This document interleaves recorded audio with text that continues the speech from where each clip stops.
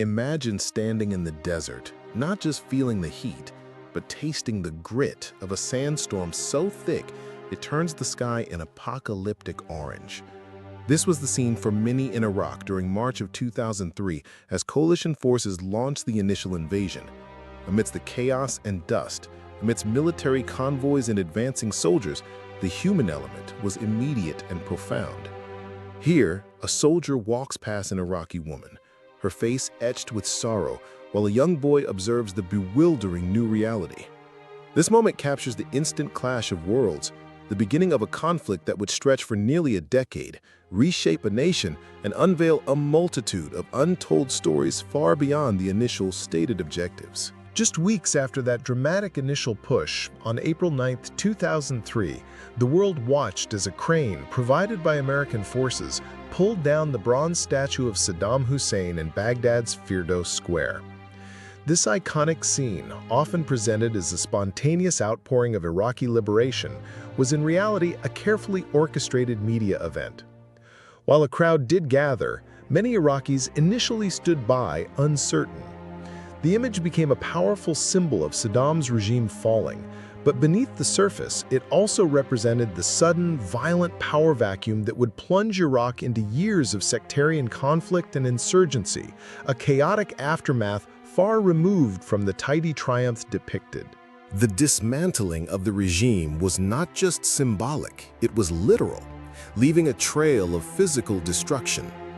In April 2003, the Arab Socialist Ba'ath Party headquarters in Baghdad lay in ruins, a testament to the intense conflict. This destruction went beyond mere buildings. It shattered the very administrative framework of Iraq. The subsequent decision to disband the Iraqi army and implement aggressive de-Baathification policies, while intended to purge Saddam's influence, inadvertently fueled the nascent insurgency by creating hundreds of thousands of unemployed, disgruntled, and often armed former soldiers and party members. This decision, in hindsight, is considered one of the critical missteps that exacerbated the conflict. The conventional battles were short but devastating. Along Highway 27, north of An Numaniya Bridge, a Russian-made T-55 main battle tank still burned, a stark symbol of the overwhelming technological superiority of the coalition forces. The Iraqi army, largely equipped with Soviet-era hardware like this tank, was quickly overcome. However, the rapid defeat of Saddam's military did not mean victory. Instead, the conflict mutated, transitioning from a conventional war fought by armies to a brutal insurgency fought by disparate groups, making the vast desert and urban landscapes treacherous for coalition forces attempting to secure control. Years later, the evolution of that insurgency necessitated a shift in military hardware and tactics. By June 2008, in Basra City, British Mastiff armored vehicles, heavily fortified against improvised explosive devices, or IEDs, patrolled the streets. These vehicles, designed specifically for asymmetric warfare, replaced lighter, less protected transport, reflecting the grim reality that the greatest threat was no longer conventional tanks, but roadside bombs and urban ambushes. The Charge of the Nights operation, which this patrol was part of, marked a significant effort by Iraqi forces, supported by the British, to reclaim Basra from militia control, indicating a complex, ongoing struggle for stability and sovereignty. Winning the ground war was one thing, winning the hearts and minds was another. On October 2, 2008, United States Army Sergeant John Butler of the 11th Psychological Operations Task Force observed Sadr City, Baghdad, from a Black Hawk helicopter during a leaflet drop. These leaflets were part of a broader psychological warfare effort, attempting to persuade the local population, often caught between government forces and various militias, to support the coalition and the new Iraqi government. Sadr City, a sprawling, densely populated area, was a key stronghold for anti-coalition groups, making such influence operations incredibly challenging in a deeply fractured society. The entire premise of the war, however, have been built on a foundation laid years earlier. In 2002, prior to the invasion, United Nations weapons inspectors, like the one we see here, diligently conducted searches across Iraq looking for evidence of weapons of mass destruction. Their meticulous work, though finding no active WMD programs, was largely overshadowed by the growing drumbeat of war in Washington and London.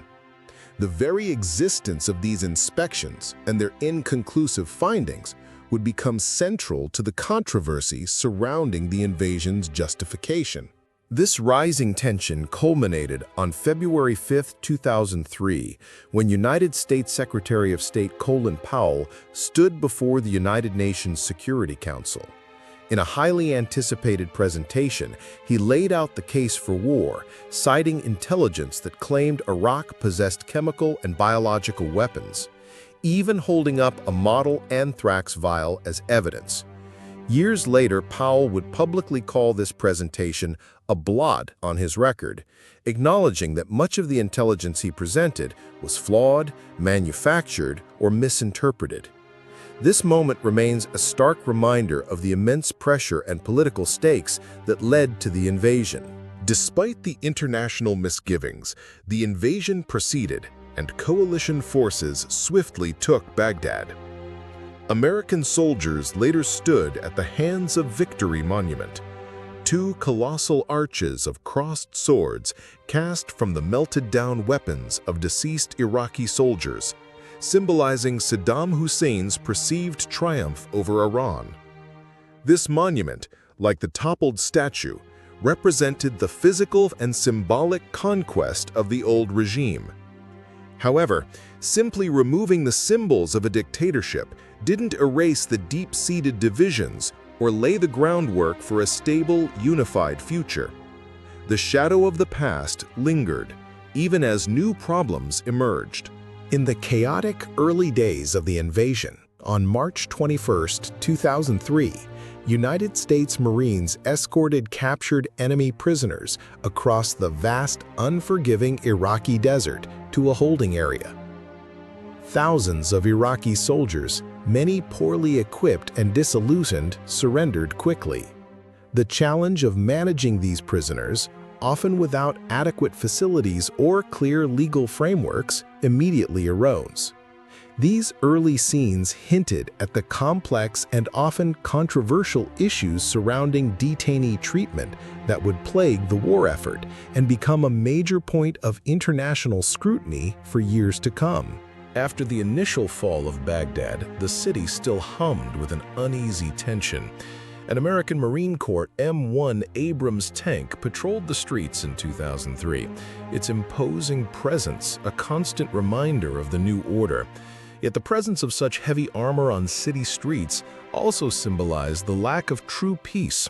What began as a lightning-fast conventional campaign quickly devolved into a grinding occupation, with tanks and troops navigating busy civilian thoroughfares, constantly wary of a hidden enemy who was quickly adapting to the coalition's presence. The most significant symbolic victory of the early occupation came on December 13, 2003. With the capture of Saddam Hussein himself. Pulled from a spider-hole hideaway, disheveled and disoriented, his capture marked a perceived turning point. Many believed his removal would cripple the growing insurgency and bring an end to the violence. While it was a massive morale boost for coalition troops and a significant propaganda victory, the reality was more complex. Saddam's capture did not quell the insurgency. Instead, it accelerated a transition to more decentralized, sectarian violence as various factions vied for power in the absence of his iron grip. With the insurgency gaining strength, the conflict evolved into a grueling fight, house by house, street by street. Here, United States Marines from the 3rd Battalion, 3rd Marines, clear a house during an operation in the vast and dangerous Al-Anbar Governorate. This was the nature of the war throughout much of the mid-2000s. Small unit engagements, clearing operations, and the constant threat of booby traps, snipers, and improvised explosive devices. These close-quarters battles blurred the lines of combat, putting soldiers directly into civilian spaces, where the enemy often blended seamlessly with the population. The fighting reached a horrifying peak during the 2007 surge. On March 7th of that year, American soldiers took cover during intense street fighting with insurgents in the Al-Dura section of Baghdad. The surge involved deploying an additional 20,500 troops to Iraq, primarily to secure Baghdad and Anbar province. It was designed to reduce sectarian violence and create space for political reconciliation. This period saw some of the most brutal and sustained urban combat, with soldiers constantly facing direct fire and the devastating effects of car bombs and suicide attacks, day in and day out. Mosul, a strategically vital city in northern Iraq, remained a hotbed of insurgency. In January 2008, intense street fighting erupted again, a stark reflection of the ongoing, intractable urban conflict. Unlike the initial invasion, which saw large-scale maneuvers, the years that followed were defined by this kind of brutal, localized fighting. The dense urban environments provided cover for insurgents, making it incredibly difficult for coalition forces to differentiate friend from foe, leading to prolonged engagements and immense devastation to the very cities they were trying to stabilize. The human cost of this protracted conflict was staggering, extending far beyond the battlefield. In February 2007, wounded United States military personnel arrived at Ramstein Air Base in Germany, a primary hub for medical evacuation from Iraq. Thousands of soldiers passed through facilities like this, suffering from gunshot wounds, burns, traumatic brain injuries from IED blasts, and profound psychological trauma. The long-term care and recovery for these men and women represent an ongoing, often unseen burden of the war, a silent testament to the price paid by those on the front lines. Beyond the human toll, the war inflicted immense environmental and economic damage.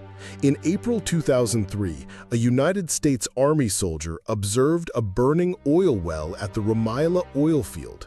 This was one of many wells set ablaze during the initial invasion, some by retreating Iraqi forces, others possibly by accident during combat. The fires created vast plumes of black smoke that darkened the sky for miles, polluting the air, land, and water. This environmental devastation hindered Iraq's ability to rebuild its economy, which was heavily reliant on oil production, adding another layer of complexity to the post-invasion recovery. The scars of battle were etched onto the urban landscape itself. In 2006, a city street in Ramadi lay in ruins, heavily damaged by intense urban fighting. Ramadi, the capital of Anbar province, was the scene of some of the fiercest and most destructive battles of the war, particularly during 2006 and 2007. Entire neighborhoods were reduced to rubble, making life incredibly difficult for civilians and posing immense challenges for reconstruction. The physical devastation mirrored the social and political fragmentation that plagued Iraq, illustrating the profound and lasting impact of sustained conflict on civilian life. Back home, the growing human cost weighed heavily on the public consciousness. In December 2007, a memorial in North Carolina starkly displayed the escalating United States casualty count from the Iraq War, represented by thousands of white crosses. These memorials, often unofficial and grassroots, emerged across the nation, serving as poignant reminders of the sacrifices being made.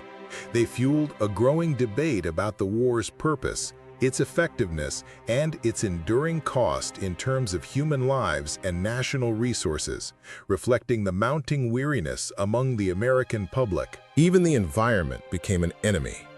In the early days of the conflict near Karbala, United States soldiers from 2nd Battalion, 70th Armor sat atop their tanks in full chemical protection suits during a false alarm amidst a blinding desert sandstorm. The initial fear of Saddam Hussein's potential use of chemical weapons, a primary justification for the war, loomed large over the troops. This constant state of alert, combined with the harsh, unpredictable elements of the Iraqi desert, created an incredibly stressful and disorienting combat environment, adding another layer of unseen psychological burden on the soldiers.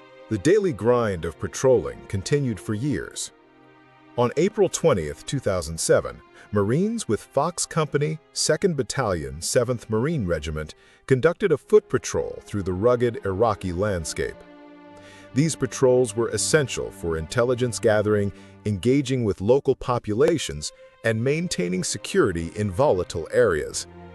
But every step was fraught with danger, with the constant threat of sniper fire, ambushes, or hidden IEDs. The sheer scale of ground covered, often under immense heat and the ever-present dust, highlighted the challenging nature of fighting an invisible enemy across a vast and unforgiving terrain. Amidst the combat and counterinsurgency operations, there were moments of humanitarian outreach. In 2004, a 4th Infantry Division soldier distributed gifts to children in a small village near Riyadh. Such gestures were part of a broader strategy to win the trust and support of the Iraqi people, demonstrating a different face of the foreign presence. Yet, these efforts were often complicated by the ongoing violence, the cultural chasm, and the inherent difficulty of being perceived as both an occupying force and a benevolent helper. For the children, these encounters often offered a fleeting moment of respite and unexpected kindness in a life defined by conflict. In the earliest days of the invasion, before the full scale of the insurgency was understood, United States Marines from E Company, 15th Marine Expeditionary Unit, advanced near Az-Zubair on March 23, 2003. The initial engagements were swift and decisive, focusing on seizing strategic locations and rapidly pushing towards Baghdad. The training and equipment of these Marines were designed for conventional warfare, preparing them for direct engagements against an opposing army, a scenario that would soon fade as the conflict transformed into a guerrilla war. The shadow of chemical warfare loomed large over the invasion, influencing every aspect of preparation.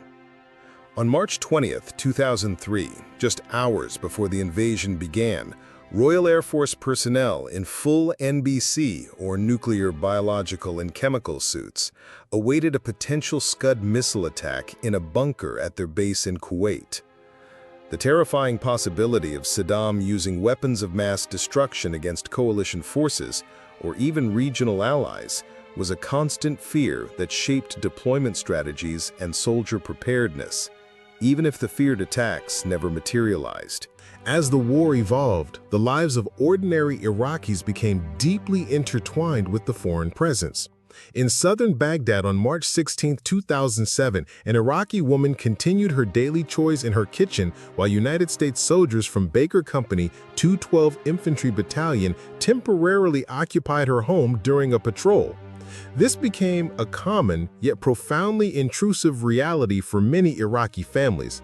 Their homes, once private sanctuaries, were transformed into temporary military outposts, a constant reminder of the war's disruption and the complex, often tense interactions between civilians and soldiers. The invasion of private homes was a deeply controversial aspect of counterinsurgency operations. On October 3, 2006, a United States soldier from Alpha Company, 117th Regiment, searched a house in eastern Baghdad. Such searches were conducted to root out insurgents, uncover weapons caches, and gather intelligence. However, they were also deeply resented by the Iraqi populace, seen as violations of privacy and dignity, inadvertently pushing some toward the insurgency. This delicate balance between security needs and cultural respect remained a persistent challenge throughout the occupation. Yet, amidst the violence and disruption, moments of profound human connection emerged. The iconic image of United States Iraq War hero Joseph Dwyer carrying an injured Iraqi boy he rescued from crossfire became a powerful symbol. It encapsulated the duality of a soldier's role, participant in conflict, yet also a potential protector and healer. While this image offered a glimpse of empathy and heroism, it also hinted at the larger, often unseen, human suffering of a generation of Iraqis caught in the relentless crossfire, and for Dwyer himself, a personal struggle with the war's aftermath that would sadly continue long after his return home. The war, which began with the dramatic toppling of Saddam Hussein's statue, found a symbolic, though not conclusive end with his capture in December 2003. The powerful visual of the former dictator, disoriented and brought to justice, signaled the definitive end of his brutal regime. However, this moment was not the end of the war, but merely the end of its first chapter. What followed was a complex, multifaceted insurgency, years of sectarian strife, and a profound struggle for Iraq to define its own future.